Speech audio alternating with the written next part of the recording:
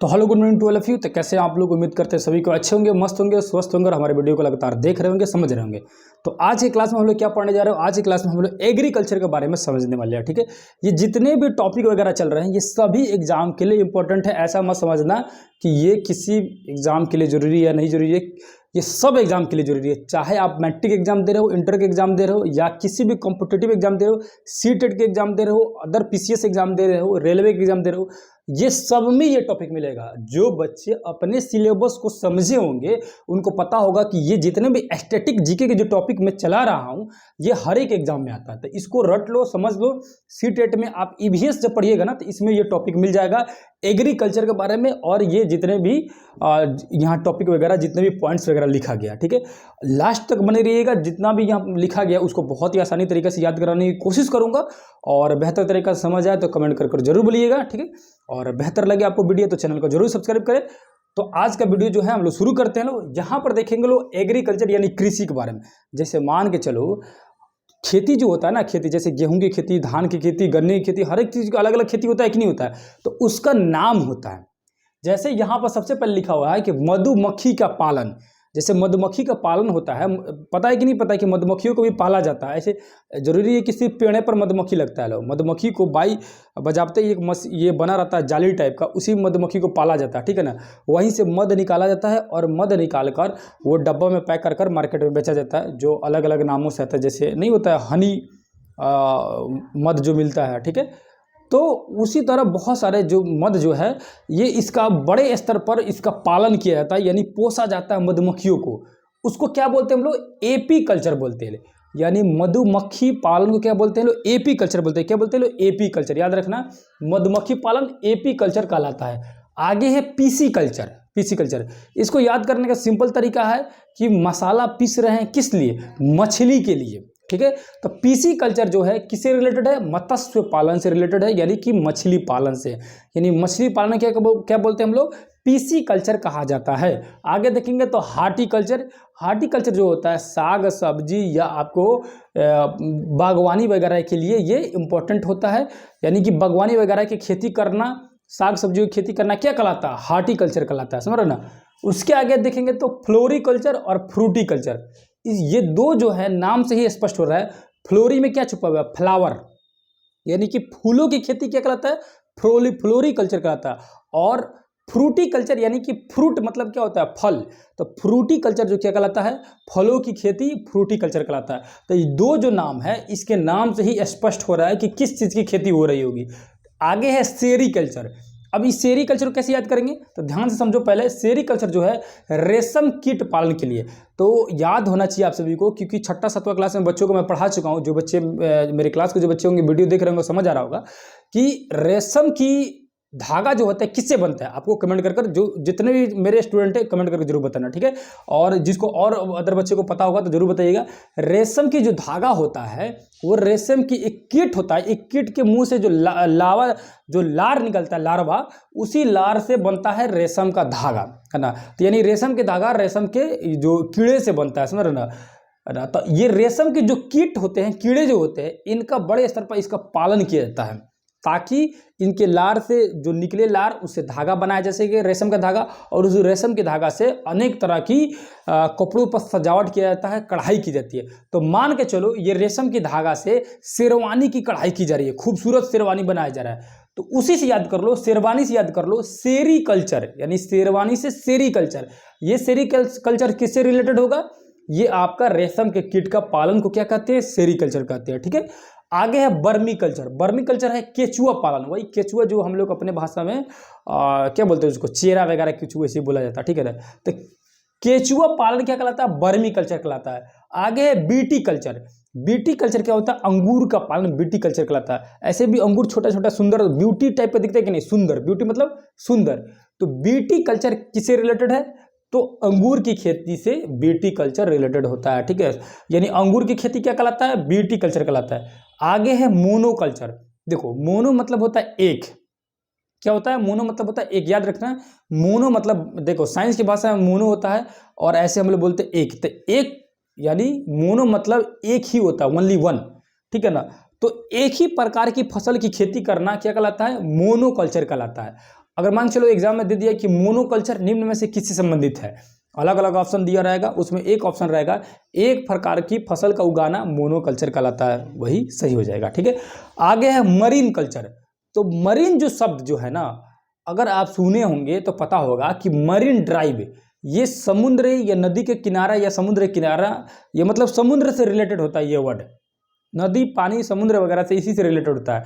तो marine drive, जैसे हाल ही फिलहाल में पटना में मरीन ड्राइव रोड खोला गया है, ताकि गंगा किनारे किनारे एक रोड बनाया गया ताकि वहाँ पर आप आइए घूमिए फिरिए तो पूरी गंगा के पानी का लुत्फ मजा उठाइए। ठीक है, तो उसी को बोलते हैं मरीन। ठीक है ना, तो मरीन कल्चर जो है किससे रिलेटेड हो जाएगा? समुद्री जीवों को, मान समुद्र के जो जीव जंतु है उनके खाने के लिए जिस चीज़ का पालन किया जाता है, खेती की जाती है, उसे क्या बोलते हैं? मरीन कल्चर कहा जाता है। आगे है हाइड्रोकल्चर। तो हाइड्रो जो शब्द जो है ना, जहां भी सुनना, जैसे भी सुनना, हाइड्रो का मतलब हो जाता है पानी। क्या होता है? हाइड्रो का मतलब होता है पानी, याद रखना। ठीक है, तो हाइड्रोकल्चर का मतलब हो जाएगा कि पानी में खेती करना, यानी पानी में कृषि, या बिना मिट्टी की खेती, यानी बिना मिट्टी की आप पानी में खेती कर रहे हैं, उसको क्या कहेंगे? हाइड्रो कल्चर कहा जाएगा, या हाइड्रोकल्चर, हाइड्रो खेती कहा जाएगा। ठीक है, आगे है यहाँ पर जो एग्रीकल्चर जो है इसको समझ ले लो। आगे जो 2-4 पॉइंट दिए हुए हैं ये भी बहुत इंपॉर्टेंट है। ठीक है, ये अलग पॉइंट हो गया लेकिन इसी से रिलेटेड है। ये क्या है इसको अभी बता दूंगा, समझ आ जाएगा। ये इतना कम से कम समझ आया कि नहीं समझ आया, कमेंट करके जरूर बता दो। एक बार इसको लंबा थोड़ा सा जल्दी से रिविजन कर लेते हैं, पूरी जितना भी दिया हुआ है। पहला जी हुआ एपी कल्चर, मधुमक्खी पालन। दूसरा पीसी कल्चर यानी मत्स्य पालन। तीसरा हार्टिकल्चर, बागवानी या साग सब्जियों का उत्पादन। फ्लोरिकल्चर, फूलों की खेती। फ्रूटिकल्चर, फलों की खेती। सेरीकल्चर, रेशम कीट पालन। बर्मी कल्चर, केचुआ का पालन। बीटी कल्चर, अंगूर की खेती। मोनोकल्चर, एक ही प्रकार की फसल उगाना, मोनोकल्चर। मरीन कल्चर, समुद्री जीव जंतुओं के भोजन के लिए खेती, मरीन कल्चर। और हाइड्रोकल्चर, पानी में खेती करना, हाइड्रोकल्चर कहलाता है। अब आगे जो यहाँ पे दिया हुआ है ये अलग अलग नाम दिया हुआ है। जैसे कि मैं एक वर्ड पूछ रहा हूँ, जैसे मान के चलो यहाँ पे लिख दूँ बायोलॉजी। बायोलॉजी इसका मतलब क्या हुआ? बायोलॉजी का मतलब क्या हुआ? बायोलॉजी का मतलब बोलोगे, आप बोलोगे जीव विज्ञान। सर क्या बोलोगे? सर जीव विज्ञान हुआ, यही हुआ ना जी, बायोलॉजी। जैसे मैं यहाँ लिख दूँ जूलॉजी, जियोलॉजी है ना, जियोलॉजी, जियोलॉजी बोल दूँ। ठीक है, जैसे जूलॉजी लिखा रहता है यहाँ पर, जूलॉजी है ना, जूलॉजी, जूलॉजी लिखा रहता है। तो जूलॉजी क्या हो जाएगा? जंतु विज्ञान। ठीक है, जंतु विज्ञान। ठीक है कि नहीं है? जैसे लिखा होगा बोटनी, तो क्या होगा? पौधा, पेड़ पौधे के बारे में पढ़ना, बोटनी कहलाता है। तो ये आप बायोलॉजी क्यों, कैसे जानते हैं? क्योंकि इससे आप रिलेटेड है, बहुत बार इसका नाम सुन चुके हैं, इसीलिए आपको पता है। उसी तरह अलग अलग चीजों का अध्ययन करना, पढ़ना। जैसे मान के चलो हृदय के बारे में पढ़ेंगे तो उसको बोलेंगे कार्डियोलॉजी। जैसे ब्रेन के बारे में पढ़ेंगे तो उसको बोलेंगे न्यूरोलॉजी। जैसे गुर्दा के बारे में पढ़ेंगे तो उसको बोलेंगे नेफ्रोलॉजी। तो सबका अलग अलग अध्ययन किया जाता है कि नहीं? सबका अलग अलग पढ़ाई होता है कि नहीं होता है? तो सब जिसके बारे में पढ़ा जाता है उसका अलग अलग नाम होता है। ठीक है, जैसे जीव विज्ञान के पढ़ना बायोलॉजी कहलाता है, जैसे जंतु विज्ञान के बारे में पढ़ना जूलॉजी कहलाता है, जैसे पेड़ पौधे के बारे में पढ़ना बोटनी कहलाता है। उसी तरह यहाँ पर कुछ नाम दिए गए हैं जिनका अध्ययन जो है यहाँ पर लिखा गया है कि किसका अध्ययन है और किसका नाम है, इसको देख लेना जरूरी है। ठीक है, क्योंकि ये बहुत इंपॉर्टेंट, समझ जाओ कि इसको, इन सभी चीज़ों को आप रट लेते हो, याद कर जाते हो, किसी भी तरह दिमाग में लोड कर लेते हो, तो हो सकता है कि एग्जाम में जब क्वेश्चन आए तो आपसे नहीं छूटेगा। ठीक है, पहला क्या लिखा हुआ है? न्यूमिस्मैटिक्स। न्यूमिस्मैटिक्स जो है किसका अध्ययन है? तो सिक्कों का अध्ययन, यानी सिक्का मतलब कॉइन्स है ना, सिक्कों का अध्ययन जो होता है क्या क्या कहलाता है? न्यूमिस्मैटिक्स कहलाता है। आगे है एंटोमोलॉजी। क्या होता है? एंटोमोलॉजी। एंटोमोलॉजी किसका अध्ययन है? तो कीट पतंग का, ये यानी कीड़े मकोड़े का अध्ययन क्या कहलाता है? एंटोमोलॉजी कहलाता है। समझ रहे ना? आगे देखेंगे तो माइकोलॉजी। माइकोलॉजी किसका अध्ययन है? तो कवकों का अध्ययन। माइकोलॉजी, माइको, इसमें देखना क है और इसमें भी कवक, यानी माइकोलॉजी किसका अध्ययन है? कवकों का अध्ययन। उसके बाद है कोस्मोलॉजी।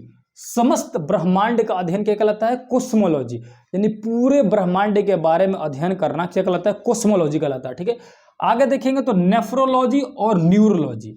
इस दो नामों में बहुत सारे बच्चों को कंफ्यूजन होता है, तो ध्यान से समझ लो, आगे से कभी कंफ्यूजन होगा। ठीक है, फ किस में लगा हुआ है? फ नेफ्रो में लगा हुआ है। ठीक है, फ से याद रखो कि फाड़ना, फाड़ना, तोड़ना, मोड़ना, जो भी होगा, फाड़ना, काटना, समझना।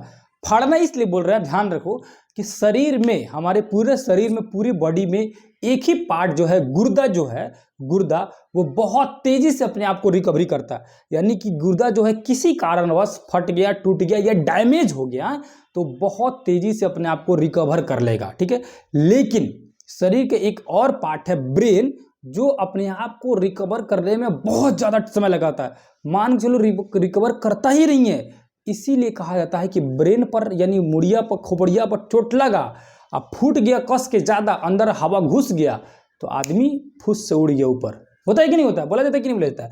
तो वही चीज़ है। तो यहाँ बता रहा हूँ कि यानी फटेगा, कटेगा, टूटेगा, जो भी होगा, जिस भी तरह का डैमेज होगा, वो कौन सा ऐसा पार्ट है जो इतना डैमेज होने के बाद भी अपने आप को रिकवर कर लेगा, फटने के बाद भी? तो कौन है? गुर्दा है। तो याद रखना, नेफ्रोलॉजी और न्यूरोलॉजी दोनों नाम में फ किस में आ रहा है? नेफ्रो में आ रहा है। तो ये किससे अध्ययन हो जाएगा? गुर्दा का अध्ययन कहलाएगा, ठीक है। आगे है न्यूरोलॉजी। न्यूरोलॉजी क्या होता है? अब नेफ्रो हो गया तो न्यूरोलॉजी किसका होगा? मस्तिष्क यानी ब्रेन का अध्ययन कहलाता है। ऐसे भी जहां भी जो ब्रेन के जो डॉक्टर होंगे ना, उनके देखना, उनके नाम लिखा होगा फलना डॉक्टर, और उससे नीचे लिखा रहेगा, नाम लिखा रहेगा क्या? न्यूरोलॉजिस्ट। क्या लिखा रहता है? न्यूरोलॉजिस्ट। आगे क्या लिखा हुआ है? गायनोकोलॉजी। गायनोकोलॉजी जो होता है ना, स्त्री रोग का अध्ययन कहलाता है क्या? गायनोकोलॉजी। जो भी स्त्री रोग विशेषज्ञ जो डॉक्टर जो बनते हैं, जो लेडीज डॉक्टर जो बनती है, जो महिलाओं के लिए स्पेशल जो डॉक्टर होती है, उनके देखना, उनके नीचे नाम के नीचे क्या लिखा रहता है? गायनोकोलॉजिस्ट लिखा रहता है। क्या लिखा रहता है? गायनोकोलॉजिस्ट लिखा रहता है, ठीक है। आगे देखेंगे कार्डियोलॉजी। जैसे कि शुरू में ही मैंने बताया कि कार्डियक जो शब्द जो है किससे रिलेटेड है? हृदय से, हार्ट से, ठीक है। तो कार्डियोलॉजी जो होता है किसका अध्ययन है? हृदय का अध्ययन। और हृदय के जितने भी डॉक्टर होंगे, आप बोर्ड पर देखिएगा लिखा रहेगा कार्डियोलॉजिस्ट, ठीक है। समझ रहे किस हो रहा है? उसके आगे क्या? फ्रेनोलॉजी। फ्रेनोलॉजी किससे अध्ययन है? खोपड़ी का अध्ययन कहलाता है, ठीक है। उसके आगे ऑटोमोलॉजी। ऑटोलॉजी जो होता है, ऑटोलॉजी ये कान का अध्ययन है। क्या होता है? कान का अध्ययन क्या कहलाता है? ऑटोलॉजी। ऑटोलॉजी जो होता है किसका अध्ययन होता है? कान का अध्ययन, ठीक है। तो ये जितने भी अध्ययन ये दिया हुआ, अध्ययन मतलब क्या? पढ़ाई, स्वरना। तो इसको एक बार फिर से रिवीजन कर लेते हैं बढ़िया तरीका से, क्योंकि बहुत ही जरूरी है। पहला जो दिया हुआ क्या? न्यूमिस्मैटिक्स, सिक्कों का अध्ययन। दूसरा है एंटोमोलॉजी, कीट पतंगों का अध्ययन। तीसरा है माइकोलॉजी, कौकों का अध्ययन। कोस्मोलॉजी, समस्त ब्रह्मांड का अध्ययन। नेफ्रोलॉजी, गुर्दा का अध्ययन। न्यूरोलॉजी, मस्तिष्क का अध्ययन। गायनोकोलॉजी, स्त्री रोग का अध्ययन। कार्डियोलॉजी, हृदय रोग अध्ययन। फ्रेनोलॉजी, खोपड़ी का अध्ययन। ऑटोलॉजी, कान का अध्ययन। ये सारे थे अध्ययन, और ये था कृषि वगैरह। अगर आपको समझ आ गया तो कमेंट करके जरूर बताइएगा। इसी तरह का और सारे वीडियो देखने के लिए हमारे साथ जुड़े रहिए। फिर दूसरी किसी क्लास में मिलेंगे, तब तक के लिए धन्यवाद, नमस्कार, अस्सलाम वालेकुम, जय हिंद, जय भारत। और आपको स्क्रीनशॉट लेना होगा या लिखना होगा तो लिख सकते हैं, है ना। थोड़ी देर बाद इसको बंद कर दीजिएगा, ठीक है। ओके।